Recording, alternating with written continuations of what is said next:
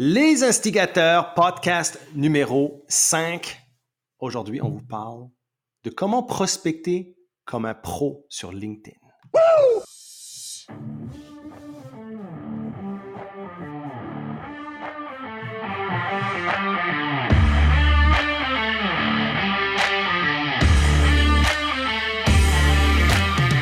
Vous écoutez Les Instigateurs, le podcast de contenu explicite pour entrepreneurs francophones. On parle des meilleures pratiques d'affaires sans dentelle ni gants blancs. On laisse de côté la rectitude politique, les conventions sociales, dans le but de briser les mythes et faire de vous de meilleurs entrepreneurs. Mon nom est Mathieu Dumont, son nom est Dave Ruel. Bienvenue sur le show.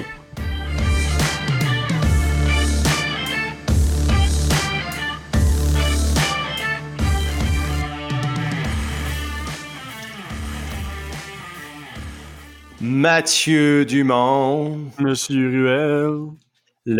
J'allais dire l'homme qui a vu l'ours, mais dans le fond, dans cette expression-là, tu sais, l'homme qui a vu l'ours, là, Ouais. c'est toi, ça. Toi, t'es l'homme qui a... Ou non, t'es-tu l'ours? Je suis-tu l'homme qui a vu l'ours et puis toi, t'es l'ours? Je suis prêt à te donner ce statut-là. Donc, je suis l'homme qui a vu l'ours puis toi, t'es l'ours. Ouais, mais là, ça vient... Écoute, t'as pas le choix de faire ton meilleure imitation d'ours. Je peux pas mettre le petit d'or. Je peux trouver plein d'autres excuses, mais... c'est terrible, c'est terrible. À l'inverse, par contre, je te garantis que dans ma période de très grosse présence sur Instagram, j'attirais les bears sur un pas pire temps. T'étais-tu un bear magnet? Quand même, ironiquement, là, quand même. Ben, t'avais la barbe, mais généralement, le bear a la... Quand on parle de bear, les amis, on parle d'hommes velus qui aiment faire de la lutte avec d'autres hommes velus, I guess. Oh oui, tu sais, je veux dire, des pièces de viande, t'as des pièces de viande que les femmes apprécient, puis t'as des pièces de viande que les hommes apprécient. Dans mon cas, j'étais un positionnement, j'étais comme un peu le compromis, je pense. Ouais, mais quand je vois un bear, je vois un gars avec un surplus de poids un petit peu peut-être aussi. Ben, c'est ça, je comprenais pas pourquoi on reprenait de mes photos sur plusieurs channels spécifiques, justement, de bear magnet puis tout.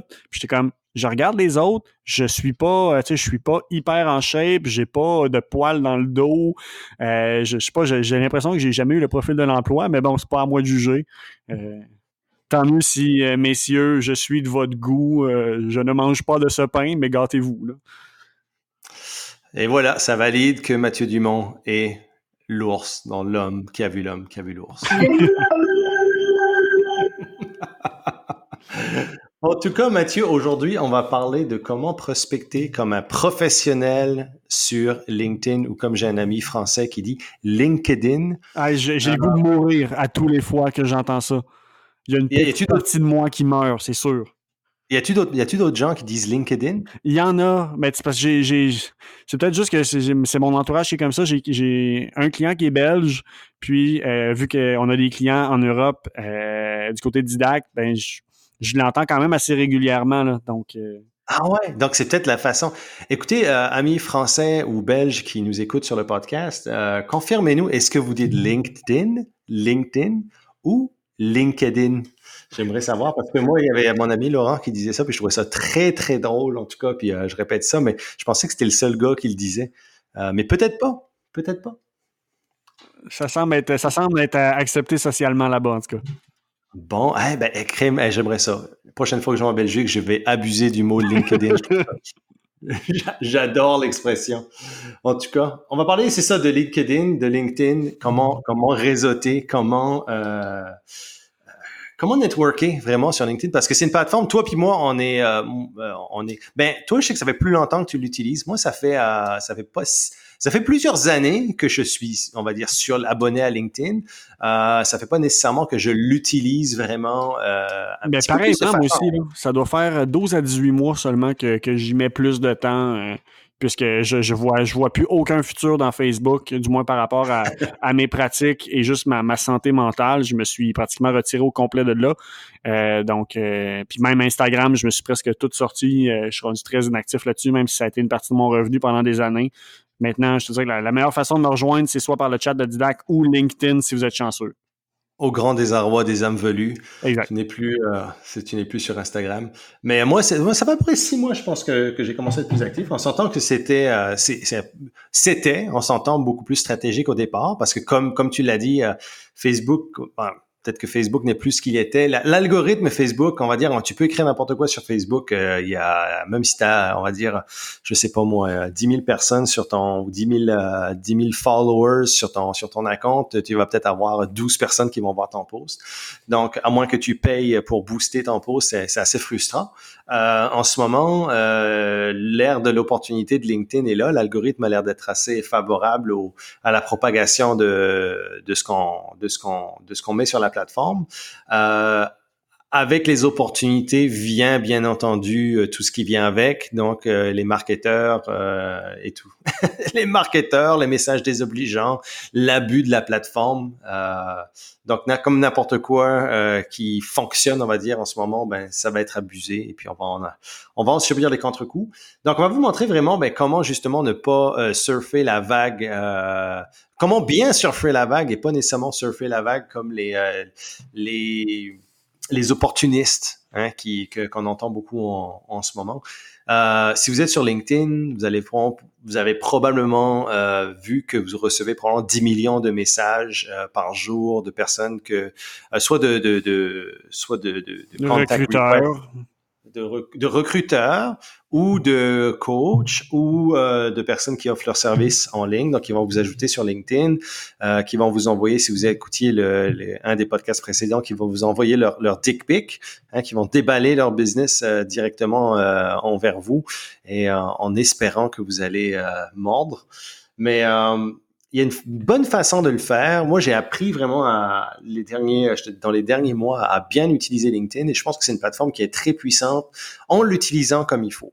Ne vous fondez pas dans la masse de médiocrité comme beaucoup le font. Je pense qu'il y a une façon de le faire, de bien le faire et sur le long terme aussi. Est-ce que toi, tu utilises LinkedIn tu utilises pour de la prospection, Mathieu, ou tu utilises plus ça pour, on va dire, on parle de personal brand, mais pour partager ton... Non, honnêtement, prospection en général, je vais un petit peu à contre-courant de ce qui se fait. Je te dirais, par la nature de la business de Didac, la prospection, ça vaut semi la peine parce que le cycle de vente est trop long. Donc, au niveau de Didac, je suis en plus dans une position où en position de réception, si les gens sont prêts et sont intéressés, je me range pour être facilement trouvable, mais je ferai très, très, très rarement vraiment des approches parce que les gens sont pas, c'est pas budgété, c'est pas préparé, ils n'ont pas de contenu de prêt, donc ça me sert à rien. Donc, LinkedIn, je vais l'utiliser beaucoup plus pour faire oui, du personal branding en général, mais du personal branding, dans ma tête, c'est avoir de la personnalité, c'est avoir du charisme. C'est pas nouveau, on a juste donné un nouveau titre, puis là, c'est rendu à la mode, mais ultimement, je veux dire, c'est quelque chose qui existe depuis toujours. Là.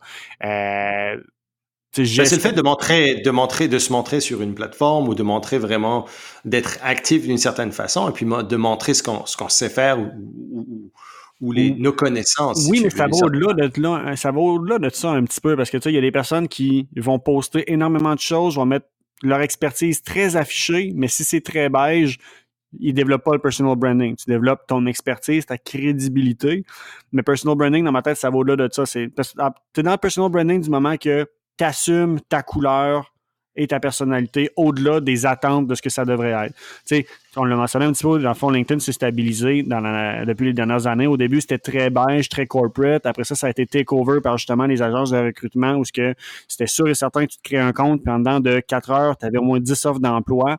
Puis là, on s'est comme stabilisé où de plus en plus, on se rapproche vers des fils d'actualité qui sont comme un hybride, si tu veux, entre du professionnel et un peu du divertissement loisir. Il y en a qui clairement font l'erreur d'utiliser LinkedIn comme Facebook. Guys, vous avez rien compris, là, je m'excuse, mais vous avez l'air de parfaits idiots.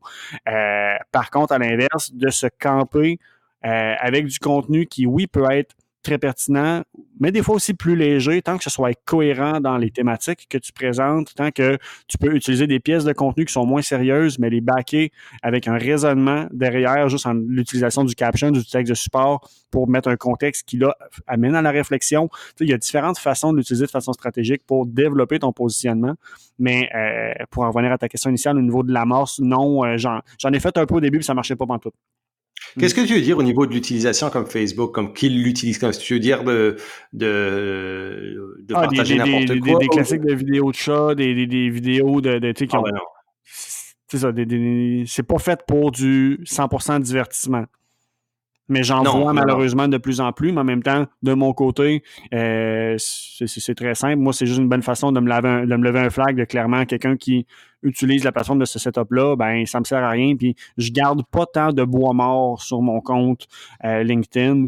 Donc, on en reparlera tantôt un petit peu au niveau des messages de bienvenue, messages d'approche, de demande de connexion, tout ça. C'est un volet, mais après ça, dans le résiduel de qui c'est qui reste vraiment, il y a quelques flags que je me suis imposé de comme si je vois ça passer, ben sorry guy, sorry buddy, you're out. Là. Ouais. Ce que j'ai fait, moi, quand j'ai voulu être plus sérieux sur LinkedIn, j'ai engagé un coach, j'ai engagé un expert LinkedIn, et eux avaient c'était deux gars, et puis des bons marketeurs aussi. Mais eux autres avaient un petit peu leur approche un petit peu plus cannée, un petit peu plus, je te dirais, Shark. ouais, shark, mais très, comment je pourrais dire ça? C'était des templates. Tu sais, c'était c'était très copy-paste. Puis, bon, c'était, OK, ben, faut que tu fasses ça, fais ci, fais ça. Fait que, je dis, OK, moi, généralement, je suis un bon étudiant quand ça vient à ces choses-là, je vais le faire et puis, je vais voir. Donc, je l'ai fait pendant plusieurs semaines. Mais là, je retrouvais comme c'était très basique, si tu veux. C'était très, OK, ben, on envoie une demande de connexion. Donc, on a notre marché cible. On demande une demande de connexion avec un petit message. Ensuite, on a un message très templaté. Si tu veux. Qu'est-ce qui est le mot français pour template? Très, Ah, c'est formaté. formaté. C'est formaté. Donc, un message formaté très peu personnalisé dans le fond, envers ces personnes-là. Mais j'étais comme, OK, ben, ça a l'air que c'est la méthode. Moi, je connaissais rien au niveau sur LinkedIn, mais ça jivait pas. C'était pas nécessairement la façon dont moi, je pensais que mon style, si tu veux. Fait que je l'ai fait, puis je trouvais que non, c'est pas vraiment la meilleure façon de le faire. Fait que j'ai vraiment gardé l'essentiel de, OK, je comprends ce que c'est, mais dans le fond, ce qu'on veut faire avec une demande de connexion, c'est pas nécessairement d'aller le plus rapidement possible vers la vente. Prenons-les comme du networking, comme du réseautage. Qu'est-ce que tu fais si tu es dans une chose de réseautage?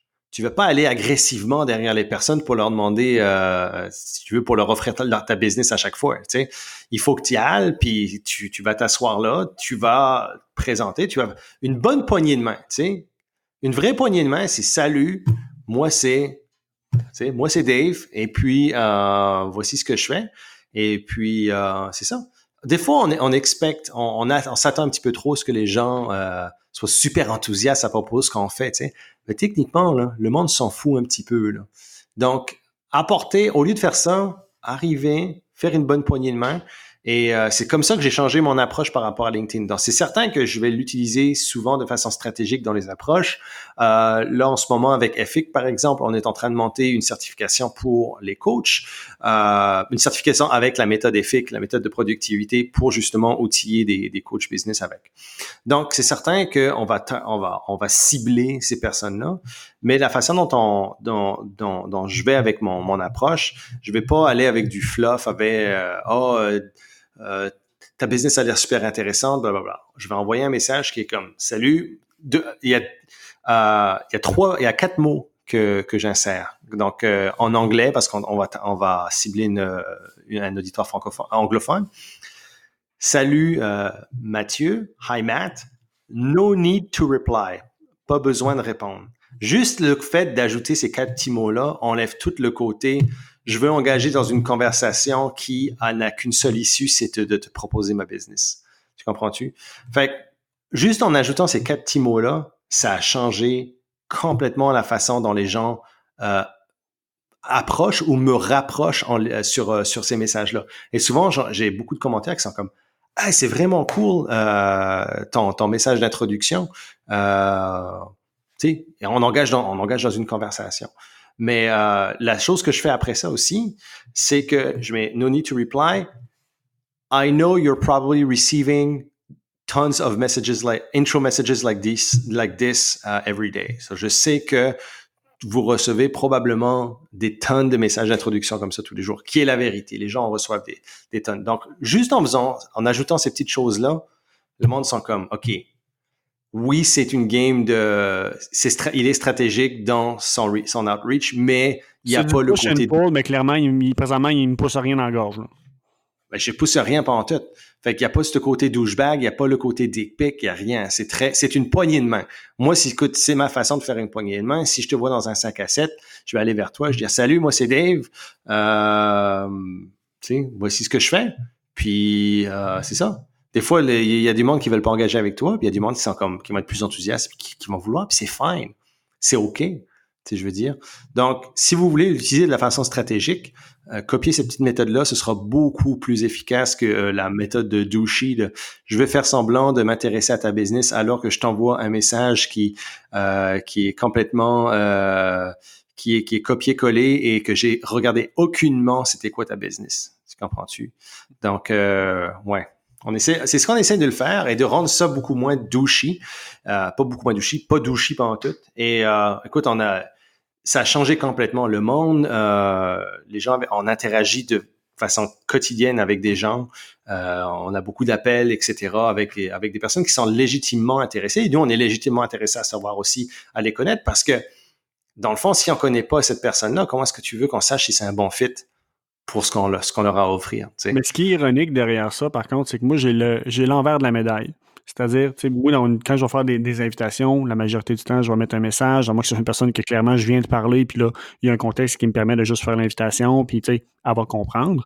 Mais quelqu'un qui m'écrit, je vais toujours prendre, mettons, qui fait une demande de connexion, message ou pas, je vais toujours engager.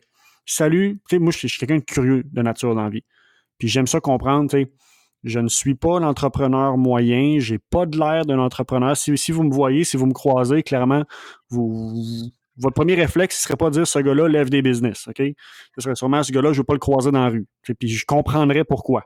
Mais en même temps, de voir que des personnes vont soit m'écrire avec un petit message, m'envoyer une connexion, et de là, je follow up. Salut, je sais pas trop c'est quoi qui t'a amené sur mon profil, qu'est-ce qui a piqué la curiosité, puis qu'est-ce que, tu sais, clairement, si tu m'as envoyé une demande, c'est que tu y vois un intérêt. Je suis curieux de savoir sur quel volet tu penses que je peux être intéressant, juste parce que je suis curieux. Aide-moi à comprendre justement c'est quoi tes champs d'intérêt, puis de là, ben, ça va me faire plaisir si je suis capable de t'aider. Puis quand que je dis aider, c'est pas te vendre quelque chose. Si, de façon authentique, je peux t'aider, puis j'ai le temps pour le faire et les ressources, ça va me faire plaisir. Puis malheureusement, je te dirais que sur une proportion de quasiment 90%, c'est la personne qui a initié l'invitation. Là. Je lui donne sur un plateau d'argent la possibilité, l'opportunité de me vendre sa salade. Et les gens ne le font pas. Et est-ce qu'il te ghost? Est-ce qu'il te ghost? Absolument. Ben, je veux dire, rendu là, si tu veux vraiment du ghosting, je ne fais pas de follow-up. Comme j'ai dit, j'ai pas de cardio, je cours pas après le monde. J'ai tout le temps du monde à donner aux personnes qui en valent la peine, mais ça, j'estime que ça ne vaut pas la peine. Mais il y a comme un... Il y a comme un réflexe que je comprends pas de bon, mais si tu vraiment juste rendu une game de volume et de dire, comme plusieurs qui vont mettre dans le titre, plus 15 000 connexions, dude, genre, honnêtement, moi, ça me dit que tu as le sida d'Internet plus qu'autre chose. Là. Très honnêtement, genre, si ton seul argument de vente, c'est à quel point tu es capable de rejoindre des gens qui se foutent de ce que tu fais, ben malheureusement, sinon, tu n'auras pas d'utilité pour moi. Mais à l'inverse, quelqu'un qui prend, je veux dire, moi, mes messages, je vais prendre le temps. Je vais aller checker le profil de la personne, essayer de comprendre moi-même c'est quoi qui aurait pu l'intéresser, follow-up avec, j'y mets du temps, puis de l'intérêt, puis que ce soit radio silence. Pourquoi tu fais une demande de connexion si tu es pour ne pas capitaliser dessus, puis tu veux juste du body count? Non, c'est parce que le monde veut le quick result, ils veulent le résultat rapide, ils veulent te vendre leur salade avec le moins d'interaction possible. Mais ils le font même pas quand je leur donne la chance. C'est ça que je ne comprends pas. Non, mais les 3/4, écoute, quand tu leur donnes ça, ils sont dans une situation de vulnérabilité. Fait qu'ils vont se dire comme, combien de personnes te le vendent leur salade? Ben, on a parlé des mauvais coachs et des bons coachs, etc. Tu comprends que tu exposes leur cover d'une certaine façon. Oui, puis ils vont devoir te parler. Ils vont être grillés, si tu veux, par rapport à leur expertise. Ils vont être questionnés. Puis derrière, ultimement, je le sais que je me mets en position de pouvoir dans la discussion.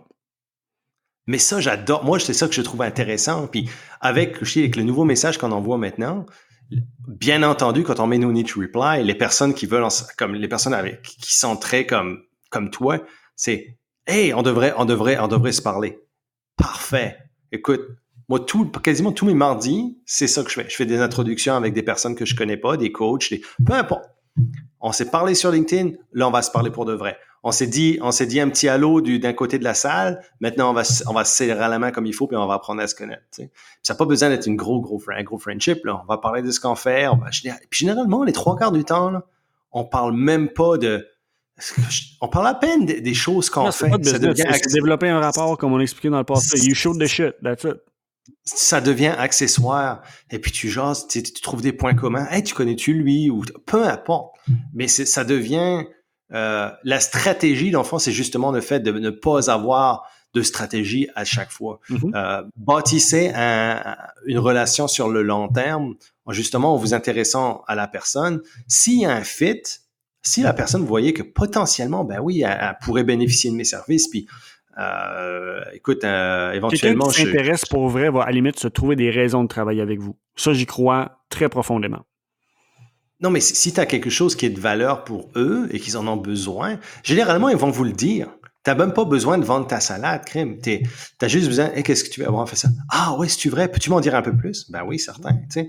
Donc, il y a ce côté-là. Si vous voyez pas un engouement de la personne qui est comme, s'il n'y a pas de fuck yeah de la personne, là, ça sert à rien d'essayer de lui pousser, de faire rentrer votre salade là, dans le fond de la gorge. T'sais. La personne, peut-être que c'est pas ça qu'elle a besoin, ou c'est peut-être ça qu'elle a besoin, mais peut-être pas maintenant. T'sais. Donc, vous n'avez pas besoin de faire ça. Bâtissez une relation. Pensez-y comme si c'était une relation amicale. OK? Vous allez rencontrer quelqu'un à 5 à 7, puis aussitôt, là, la personne, elle va pas vous arrêter, elle va pas vous lâcher. Elle va commencer à vous appeler, puis elle va commencer à être tannante. Qu'est-ce que toi, tu vas faire? Là, tu vas la ghoster, cette personne-là, parce qu'elle va vraiment être déplaisante, là, tu sais. Donc, ne rentrez pas dans cette petite game-là. Mais, écoute, je n'ai fait mention tantôt un petit peu, justement, comme tu l'as mentionné, il y a bien des affaires qu'on se rend compte. Je veux dire, ça sert à rien de faire semblant, là. Une autre des choses que je remarque de plus en plus, puis c'est pas un concept qui est nouveau, mais que je semble le remarquer de plus en plus sur LinkedIn. Donc, je pense que c'est juste, ça se transfère maintenant d'Instagram et Facebook à LinkedIn. Les espèces de relations qui sont forcées de « Hey, j'ai beaucoup de relations, t'as beaucoup de relations, on s'arrange-tu pour se monter une petite stratégie de visibilité? Toutes mes posts, tu les likes, tes posts, je les like toutes. » On appelle ça des pods. Donc, de dire à chaque fois qu'une personne avec qui tu as une entente handshake agreement de ce style-là, peu importe ce qu'elle poste, là, tu vas liker, commenter. Juste pour créer l'impression que c'est intéressant puis que ça sorte plus dans les feeds de publication. Donc, tu sais, des pratiques de même, c'est des pratiques qui sont toxiques. C'est des pratiques qui sont malsaines. C'est des pratiques qui, très souvent, vont vous exposer. Et de là, encore une fois, comme je l'ai mentionné dans un ancien podcast, du moment qu'on le sait que vous faites ça, votre nom pue et pue longtemps. Et je pense aussi que c'est une tactique. Donc, vous allez surfer une vague temporaire qui ne fonctionnera peut-être pas pour tout le monde. Ça reste quand même assez incestueux aussi dans la forme. Donc, moi, je pense que, tu sais, on dit old school is the new way, là. Mm-hmm. C'est vraiment ça que c'est. La vieille façon écoute, on fait de la business en bâtissant des relations sérieuses, des relations qui sont basées vraiment sur l'intérêt de l'autre. Et, on est vraiment dans le people to people. Je pense que c'est la meilleure façon maintenant de faire du marketing. C'est vrai que quand on passe à travers une plateforme digitale comme LinkedIn, on peut être tenté de prendre des raccourcis ou des choses comme ça, mais je peux vous dire tout de suite que vous aurez les meilleurs résultats en investissant votre temps et en étant intègre dans la façon dont vous le faites. Le but, c'est pas nécessairement d'acheter la personne, mais c'est pas d'acheter la personne right away, c'est justement de faire de cette personne-là un allié qui sera peut-être un client, mais qui peut vous ramener aussi d'autres clients.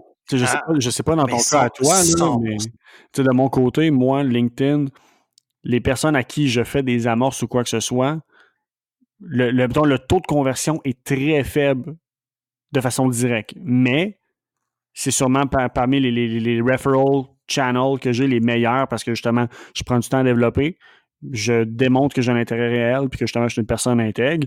Puis de là, les personnes, je suis pas inquiet que dès qu'ils en ont l'opportunité, ils vont faire mention de la business. Ils vont référer un client, ils vont m'écrire « Hey, j'ai vu ça passer, il y a peut-être une opportunité là. » Donc, ils me lèvent des flags, ça devient un petit peu ma vigie, si tu veux.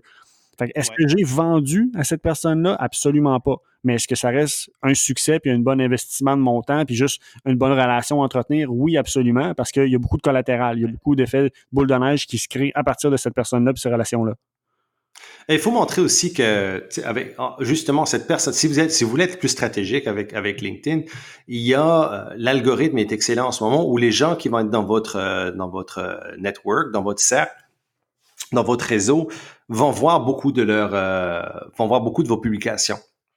Donc, c'est le temps justement de maintenant de montrer votre expertise, de partager avec les autres et de montrer ce que vous êtes capable de faire. C'est comme ça que vous allez ajouter de la valeur. C'est de dire, OK, comment est-ce que moi je peux ajouter de la valeur sans nécessairement parler à la personne, mais comment est-ce que je peux en ajouter le plus de valeur possible à travers cette plateforme-là. Donc, partagez, faites des vidéos, faites des publications, offrez des astuces, des choses comme ça qui peuvent être utiles ou simplement partager des ressources intéressantes. Vous écoutez le podcast des instigateurs et puis vous êtes en accord parfait avec ce qu'on dit, parfait, partagez-les. Vous êtes en accord avec une vidéo que telle ou telle personne fait, partagez-la. Vous êtes en désaccord, partagez-le, ça va encore en faire parler plus. Souvent, la controverse, les gens aiment ça dire qu'ils sont pas d'accord. À la limite, soyez stratégiques, faites pas juste mettre des choses à laquelle vous êtes d'accord. Ayez pas peur justement d'affirmer vos positions, vos croyances en partageant des contenus sur lesquels vous êtes en complet désaccord.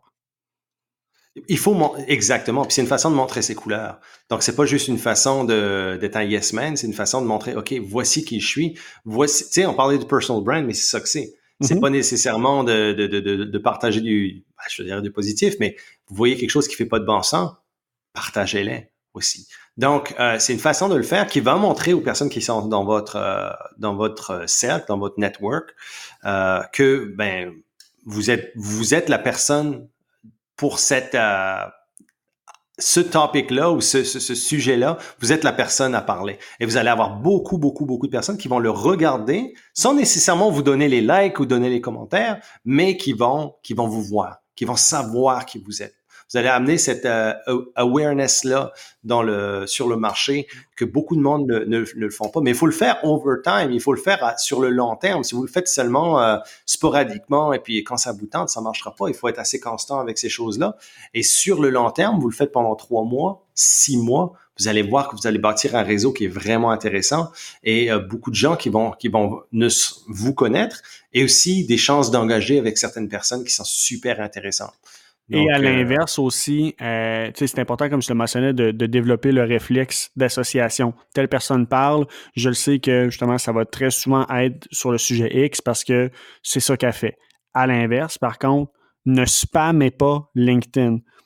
Parce que je vois beaucoup de personnes qui, justement, vont tellement être intenses et tout le temps dans la même niche que de là, on arrête de lire parce que justement, on sait que ça nous intéresse un peu, mais pas présentement. Puis de là, on devient désintéressé. Puis ça vous fait paraître un petit peu comme un one-trick pony. Donc, permettez-vous d'avoir un petit peu de variété dans vos sujets, justement pour juste entretenir la raison dans la tête des gens du pourquoi est-ce qu'ils vous suivent. OK, oui, cette personne-là, je sais qu'habituellement, dans mon cas, c'est pas compliqué. Quand on parle de formation en ligne, mon nom sort souvent. Mais en même temps, mon nom sort souvent dans quelques autres sujets, justement, plus entrepreneurial, au niveau de la gestion du stress, des choses comme ça. Fait que, de là, ça fait que les gens vont plus porter attention un petit peu à vos publications pour voir, mais celle-là, elle parle de quoi? Si je suis capable d'anticiper de quoi vous allez parler, je vais beaucoup moins être attentif. Parce que je me crée la réponse avant même de l'avoir entendu ou l'avoir lu. Et faites des interventions pertinentes, pas juste des interventions moi aussi. Moi, ce que j'aime de tes interventions, Mathieu, c'est qu'elles sont souvent, c'est toi, c'est authentique. Souvent, ça va être confrontationnel un petit peu. Tu vas mettre tes couleurs dessus, mais c'est toujours intelligent. Il y a pas, je sais que quand Mathieu Dumont va commenter sur un de mes posts ou peu importe, je sais que c'est un post que je vais devoir lire. C'est pas juste un autre coach qui va te dire c'est super ou peu importe. C'est juste pour avoir une Commenter visibilité. pour commenter, ça l'aide personne. Mais ça dilue votre valeur aussi. Parce que tout le monde, beaucoup de monde utilise de façon tactique hein, LinkedIn. Mhm. Donc, c'est ça qu'ils vont faire. Ils vont juste commenter de façon massive sur tous les posts, mais les commentaires font pas de sens, si tu veux. Ça a pas de... Ils vont même pas lire le post, souvent. C'est juste une question de se faire voir. Versus quand on a un post intelligent, stratégique, hein, parce que souvent, on va être stratégique dans le sens où, oui, cette personne-là, c'est un sujet qui m'interpelle, c'est un sujet où je suis connaissant et que je peux me donner mon grain de sel, faites-les. Si c'est juste un MeToo, ne le faites pas. Mais c'est ça, utilisez, comme on a déjà parlé dans les épisodes, stratégique, ne pas être tactique sur n'importe Choisissez aussi les messages sur lesquels vous faites des interventions. Comme Dave l'a mentionné un petit peu, puis moi, il y en a justement, il y a quelques noms que dès ce temps-là, je t'avais de simplement enlever de mon réseau. Des personnes qui se présentent comme des entrepreneurs, des personnes qui, honnêtement, opèrent des entreprises respectables avec une bonne croissance, bon chiffre d'affaires, quoi que ce soit. Mais calvaire, cette personne-là doit écrire à peu près 120 messages sur LinkedIn par jour. Moi, là, je m'excuse, mais à partir de là, j'ai de la misère à donner une crédibilité à cette personne-là en tant qu'entrepreneur parce que clairement, tout ce que j'en comprends, c'est que cette personne-là habite sur LinkedIn. Chris, t'es supposé rouler Donc, une business, là. T'es pas supposé être aussi réactif. Une personne, tu sors une publication, puis tout le temps, dans 5 minutes, tu commentes ou quoi que ce soit. Je suis comme, ta gestion d'entreprise, t'as fait comment, toi? Donc, ça devient automatiquement, là, on a la perception que c'est un outil de prospection et juste un outil de prospection. Non seulement ça, mais moi, ça dévalue la valeur de l'entrepreneur derrière parce que, tu sais, la personne est un directeur général, est un président, est un propriétaire d'entreprise, puis son entreprise va bien, mais clairement, moi, ça me démontre que l'entreprise, là, si elle va bien, je suis pas capable de croire que c'est à cause de toi. Mais est-ce que souvent... c'est le cas parce que tu as un système incroyable, puis clairement, ben, si c'est le cas, je veux l'apprendre, mais je ne crois pas que c'est viable d'être aussi présent sur LinkedIn et rouler une entreprise. Mais est-ce que c'est vraiment la personne? Est-ce que c'est vraiment lui qui est derrière? C'est ça qu'il faut se demander aussi. Sinon, c'est le flip side, en effet. Fait que dans les deux cas, je trouve que c'est perdant pour la personne. Oui, tu vas aller chercher le volume. Tu vas ce que j'appelle, tu vas t'acheter un réseau de contacts. Fait que tu vas te monter plein de connexions parce que justement, tout le monde te voit, puis tu es partout, puis tu fais semblant d'entretenir des relations. Mais au final, tu fais juste show et off un chiffre qui est vide. Puis comme je l'ai mentionné tantôt, tu as juste une grande portée de monde qui se calisse de ce que tu fais. Alors que malheureusement, ben, ça devrait être complètement l'inverse. Aller dans le cherry picking, moins de personnes, mais des personnes qui, tu sais, présentement, font l'exercice, ouvrez votre liste de connexions, là. Puis si, honnêtement, je vous garantis qu'il n'y a pas 20% des personnes de vos connexions que vous savez ce qu'ils font. Fait que ça, c'est 80% de bois mort ou d'opportunités manquées. Que c'est juste pour gonfler votre ego ou que eux pour gonfler la leur. Mais c'est totalement ça. Donc, pour récapituler, dans le fond, c'est pas compliqué de gagner sur LinkedIn. C'est pas compliqué de networker comme un pro. Il faut réseauter de façon humaine et de façon intelligente. Donc, il n'y a pas de secret, il n'y a plus de tactique. Ceux qui ont peut-être lu le titre du podcast aujourd'hui, qui s'attendaient à avoir une tactique absolument fantastique, infaillible, il n'y a pas de recette miracle. C'est certain que vous pouvez être stratégique et intentionnel. Et c'est une très bonne plateforme pour le faire. Faites-les de la bonne façon. Engagez avec les bonnes personnes, engagez de façon intelligente et s'il vous plaît, bâtissez des relations sur le long terme. C'est pas quelque chose qui va se bâtir en 2 minutes. Ok, une personne, souvent, le cycle pour acquérir un client, si vous êtes stratégique avec votre approche LinkedIn, ça va peut-être être beaucoup plus longtemps que vous pensez. Faut pas penser que parce que j'ai ajouté la personne sur LinkedIn ce lundi, que d'ici vendredi, elle va acheter de vous. Non, elle va peut-être acheter la semaine prochaine.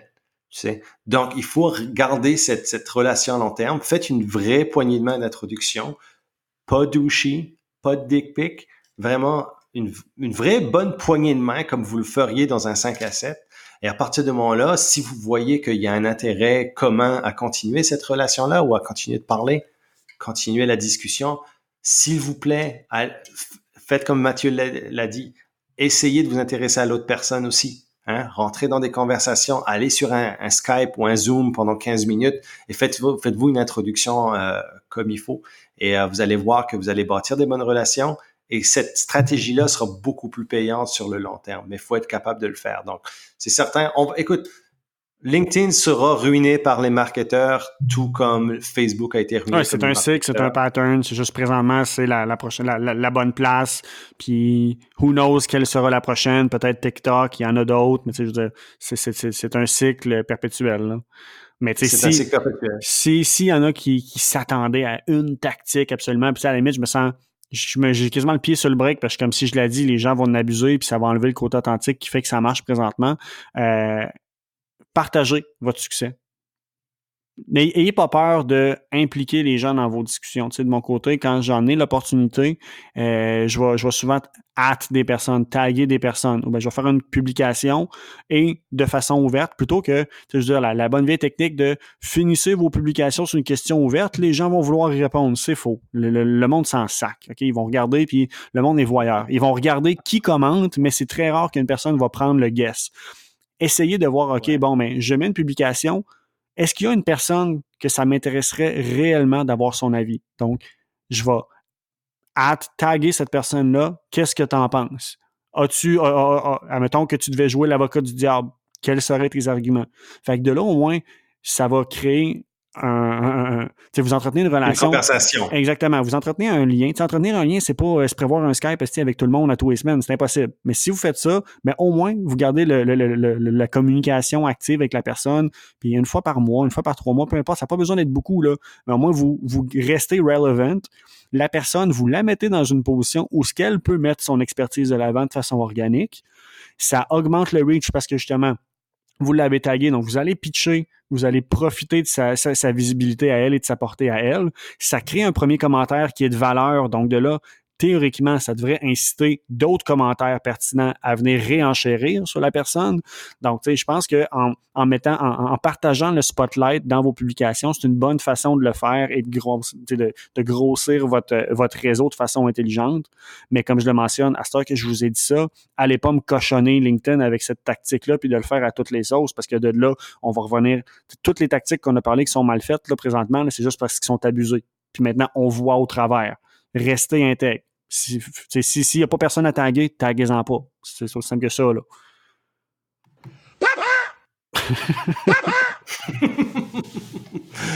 Mais non, dans le fond, il n'y a pas de secret. Faites du bon sens. Et si vous connaissez quelqu'un qui est actif sur LinkedIn puis qui fait du bon sens, taguez-les. Amenez-les dans une discussion avec nous. On serait vraiment content de voir qui pratique bien l'art de connecter sur LinkedIn, qui est actif sans être douchey et qui mérite aussi d'avoir peut-être un petit spotlight. Donc, un petit spotlight ou plus de spotlight. Il y en a des vrais experts, que je pense à Tatiana Saint-Louis, que je pense à justement la gang de V3 Academy, que il y en a plusieurs, mais c'est ça. Faites une veille, faites une curation, mais en même temps, soyez alerte, vous allez voir les patterns qui reviennent. OK, pourquoi maintenant tout le monde dans le premier commentaire font un mur justement de personnes qui vont taguer, que ça a plus ou moins rapport? Ben oui, Chris, on le sait que ça augmente la portée, mais en même temps, on en revient à tu mets tes couilles sur la table, on voit clairement ton jeu. C'est comme, est-ce que c'est sur le court terme, est-ce que c'est un bénéfice? Oui. Mais en même temps, est-ce que ça ternit peut-être la perception de ton intégrité? Moi, je pense que le ratio gain-perte n'est pas là. Surtout sur le marché francophone. OK? On regarde sur le marché anglo, c'est un gros marché. Marché franco, pas gros. Marché québécois, encore plus petit. Donc, je pense que votre réputation, surtout sur le marché francophone, est super importante. Donc, jouez pas à la roulette russe avec ça. Là. Ça va plus vous mordre dans les fesses que vous propulser vers l'avant. Mm-hmm. Sur ce, Mathieu Dumont, merci beaucoup. Encore une fois, des commentaires super pertinents. J'aime ça ton côté fiery parce que je sais que LinkedIn, il y a beaucoup de choses qui t'agacent sur la plateforme. Il y a beaucoup de choses que tu aimes de la plateforme. C'est une plateforme très intéressante, mais c'est ça. On voit tout de suite qui est là pour les bonnes raisons et qui est là juste pour faire des quick wins qui font pas de sens dans ma tête. Là. Encore une fois, c'est totalement acceptable de l'utiliser de façon stratégique. Je pense que vous devriez l'utiliser de façon stratégique. Ne l'utilisez juste pas de façon tactique. Et encore une fois, sur le long terme, à la vieille méthode, le vieux shakeage de main, là, ben c'est ça que c'est. C'est con à dire, mais on est rendu là en ligne maintenant. Donc, et avec raison parce que on a abusé de tous les systèmes. Et encore une fois, attendez-vous à ce que LinkedIn soit abusé, comme vous l'a dit. Mais bon. Pour l'instant, faites-les comme il faut. Les amis, bonne journée. À la prochaine. Goodbye! Vous venez d'écouter le podcast des Instigateurs. Ça vous intéresse d'en entendre plus, alors n'hésitez pas à vous abonner à notre chaîne, cliquez sur le 5 étoiles et surtout, nous laisser connaître les sujets que vous aimeriez qu'on aborde dans les prochains épisodes.